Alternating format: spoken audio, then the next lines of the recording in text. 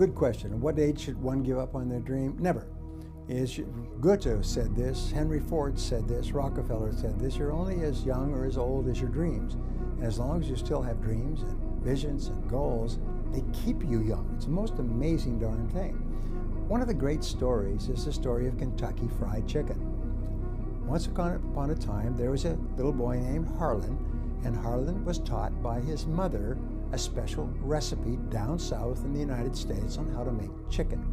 When he grew up, he got a job as a short order cook in a small cafe. And he asked his boss if his boss would be interested in this chicken recipe. And his boss said, sure, throw it together, see what the people say. Turned out that everybody liked this special chicken recipe with all these secret herbs and spices. Well, for the rest of his career, right up till he was 65 years old, he either worked in little cafes or sometimes he owned a little cafe.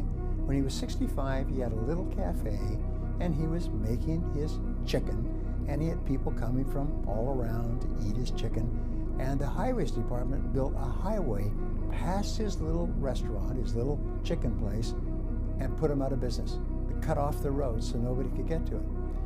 About the same time, he received a Social Security check, his first Social Security check at the age of 65.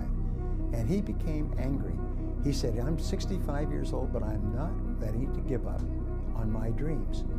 What do I have to sell? And he realized the one thing that had kept him going all those years, the mainstay of his little career, was his mother's recipe of 17 or 18 herbs and spices.